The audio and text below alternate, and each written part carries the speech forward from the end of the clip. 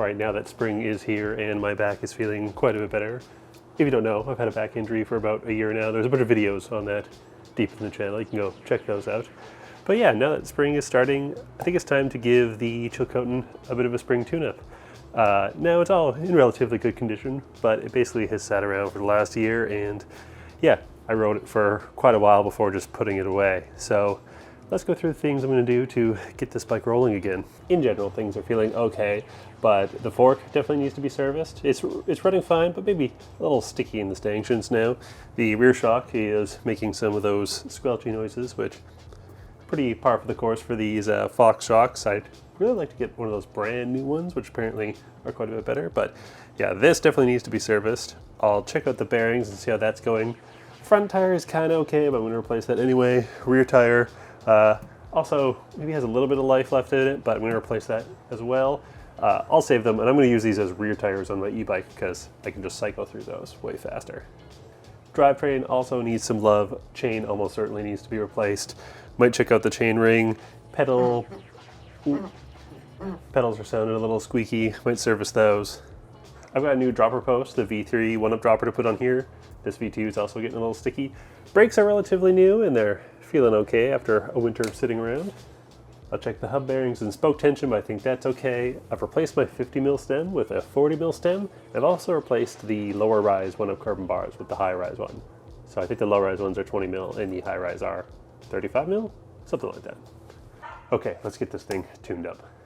All right, I've had to take apart my bike and just leave it in the house here because I had to take the shock off and the fork off, and we're gonna go drop that off at Fox.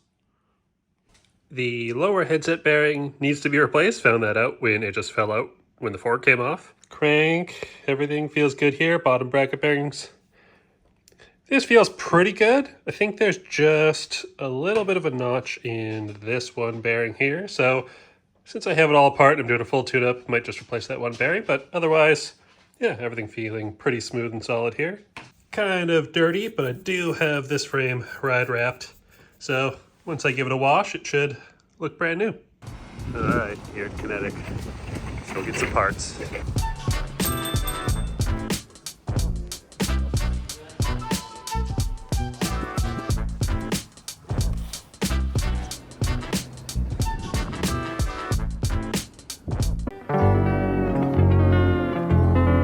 All right, got my fork and my shock back from Fox. I always forget how much suspension servicing cost. It was 220 Canadian to service the 38 and 200 Canadian to service the DHX2.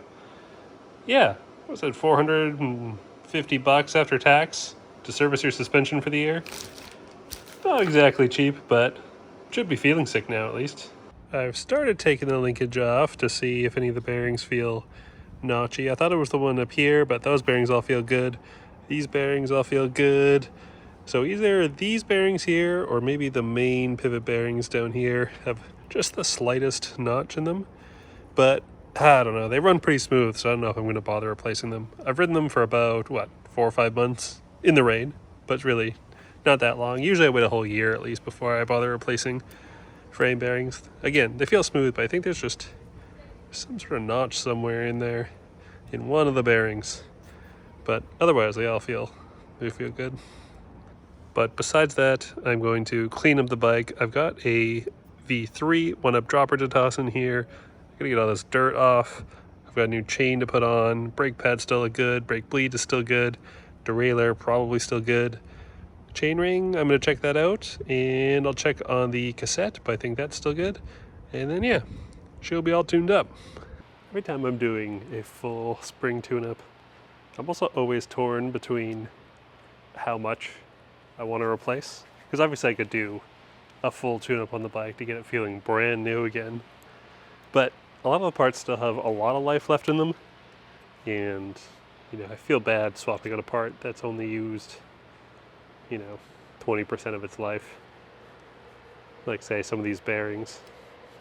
And a lot of parts, like bearings and things like that, pretty much immediately, maybe week, a month of riding in the wet weather. Yeah, after that, they don't feel new again already. So yeah, is it worth it to replace absolutely everything? Get the bike feeling absolutely brand new? I'm going to be lazy and say no. I'm just going to take the brake pads out of my calipers right now and then give the bike a good wash. Honestly, the bike being clean is like 90% of a tune-up. Oh.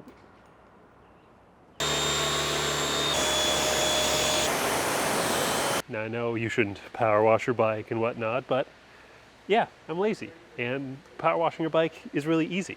No matter how many comments I get, I'm still gonna power wash my bike. Look how clean it is. And while I have all the pads out and everything, I'm just gonna do a little piston massage where I push the pistons out and then push them back in. This should just keep your pistons moving pretty freely and make the brake feel better. All right, bike is clean, suspension is serviced. Bearings, you know what, good enough. We're just gonna put it back together. Time to start making this look like a bike again, and gotta start by applying all new grease. And now this is the thing that keeps your bike the quietest, is getting all that dirt out and getting some new grease in. Ignoring the dog fur. Stops your bike from creaking and cracking and just makes your bike feel that much better. I hate when my bike is all creaky. Just painting some happy little grease trees here. There are no mistakes, just happy greasy accidents.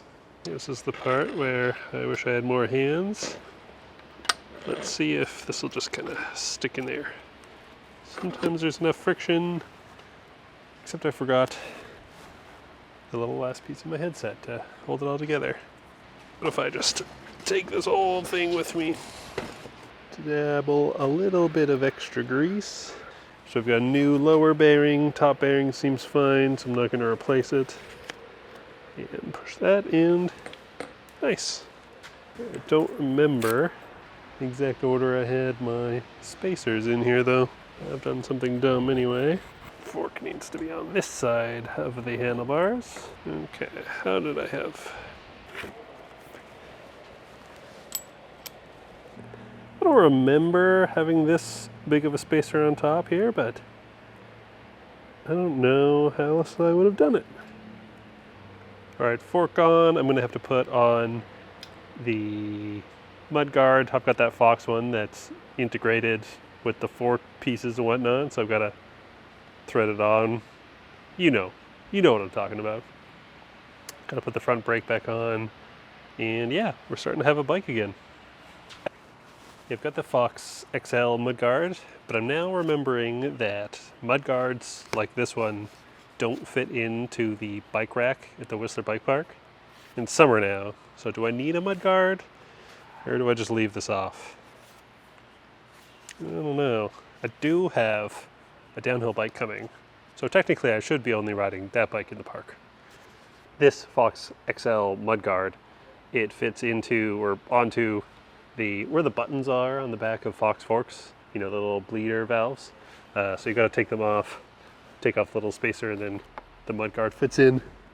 I'm unsure how I feel about this design. It does, you know, integrates well. It's pretty sleek, nice and firm on the bike, but also kind of annoying to deal with. Also, what's with forks and, I don't know if we can focus, are these micro bolts? There's a few of these on forks all the time. One on the front to hold the cable, and now some to hold the mudguard. Why can't the bolt just be a little bigger? Why does it have to be the tiniest bolt? They're so easy to strip. I'm always so nervous putting them on. And it'll be like, oh, 1 Newton meter of torque. Yeah, come on, 1 Newton meter. All right, I changed my mind again. I decided I am going to find the bearing that's causing the notching feeling. So I took out the other link that was up here. This feels very smooth, so it's not the main pivot bearing, it's not these bearings. Wasn't any of the block bearings up here. This one here, one of these has a slight little notch. Oh, you can see. I don't know, can you see that? It kind of just slides right into a notch. Although, it's not really notchy, it's a little notchy up there. And the non-drive side right here, that's your troublemaker. I figured I spent all that money servicing my suspension. I'd be doing myself a bit of a disservice to not have bearings that feel very good. I also have this huge baggie of bearings, which I think one of these should fit in here. And if I remember right, Noel from Noli, when he was designing this bike, added some extra lips and stuff in here so that the bearings are easy to punch out and press back in. So, yeah. Yeah, I guess it would be kind of dumb to spend all that money servicing suspension and just have bearings that feel terrible. I wonder, is that common? I wonder how many people spend all this money thinking their bike feels wonky because it's the suspension, but really, you just got to replace some bearings and bushings and get your linkage feeling good again. All right, like usual, hit a bit of a snag. I don't actually have the bearings to replace these two. And you know what? I should just buy a proper bearing puller, because getting bearings out in general is always kind of annoying, especially if you don't have exactly the right tool. So yeah, I'm just gonna bring this to the shop and get them to do it. All right, got everything back from the shop. Just replaced the bearings in the seat stay here. Did a couple bearings in this linkage too, but all the bearings in the rocker and these links are all fine. And yeah, main pivot was fine, so let's put this thing back together. All right, just about got all the rocker pieces in. I didn't replace these, and again, they feel fine. They don't feel new, obviously. The temptation is to just always go nuts and replace everything, but we don't need to replace every little piece. Just gonna kind of put this together and come back around and torque everything once we're all in. And those go there. Okay, I think I remember what to do. So hopefully I've been keeping a running total of this spring tune-up. Obviously a lot of money into the suspension. $220 for the fork and $200 for the shock before tax. It was $150 to get most of the bearings and have the shop replace them. Washing the bike was free, and then what else did I buy? Bought tires. I didn't need to buy tires, but we'll put the price of the tires. And what else did I buy for this tune-up? Oh, and the chain. Not a cheap spring tune-up, but at least my bike will feel pretty sick when I'm done. After spending all this money on replacing kind of a lot of things all at once, I remember why I basically will ride my bike until it's like clapped. Yeah, I forgot how expensive it is to fully tune up your bike. But okay, let's finish putting this together at least. Okay, let's see if I can remember how these go in now. These go in here and here. Okay, and if I remember right, spacer here and you in there. Oh, just impressed with myself because I can remember where 6 bolts go. You know, I could have saved a little bit of money by, I guess, doing the bearings myself. And I have a bearing press kit. It's off Amazon though, so it kind of sucks. I should buy a proper bearing puller too. That would definitely help. But sometimes even if you can do something, you just don't want to. So I paid the shop to do it. But this tune-up would be crazy expensive if I got them to do like the tires and the cush core and the chain and maybe some cables and the dropper post I'm going to switch in. Yeah, that would be a very expensive shop bill. All right, I got the shock fixed, tuned, whatever. They put new bushings in, but while I was pushing in kind of the bolt or spindle or whatever, I kind of pushed the bushing back out. And yeah, I don't have anything to press this bushing back in now. So yeah, I gotta go back to the shop and get them to press that back in for me. But I think for now, I'm just gonna put it in just so it'll hold my bike together. I always flip-flop on which way I like to put the shock in. Do I like to put the bottom bolt in first and then put the top bolts in? Or do I put the top bolts in first and do the bottom one up? I think top and then bottom.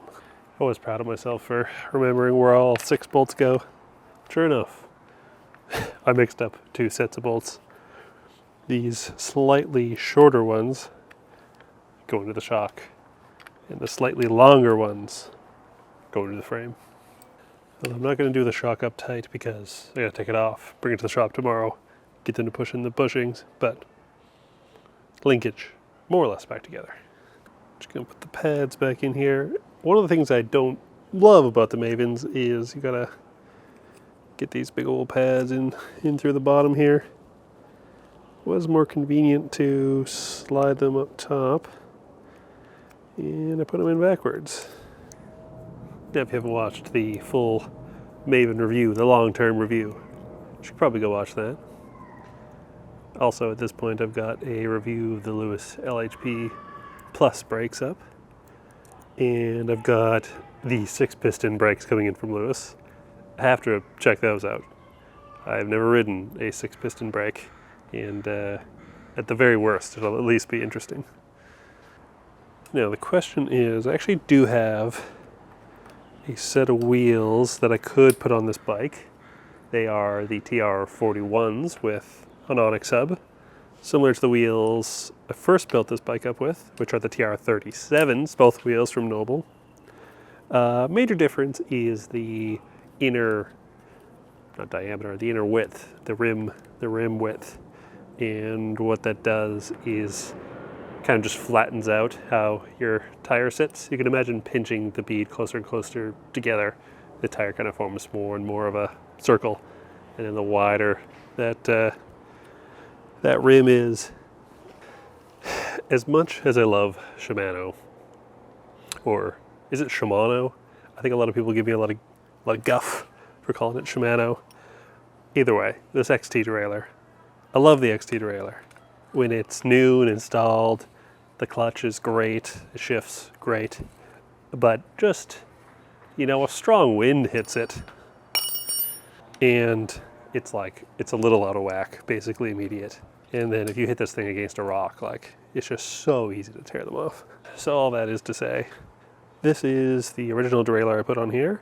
Yeah, I think it's a little wonky. I think it doesn't shift very well, in the middle of the cassette, because I've hit it against some rocks, as one does. But yeah, it's one of those things where it's I'm going to break it. They get beat up anyway.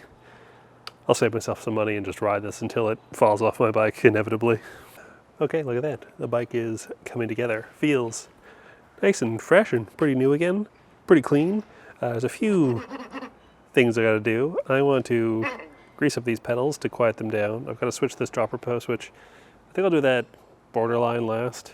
I've got to switch the tires, and I've got to put on the chain still.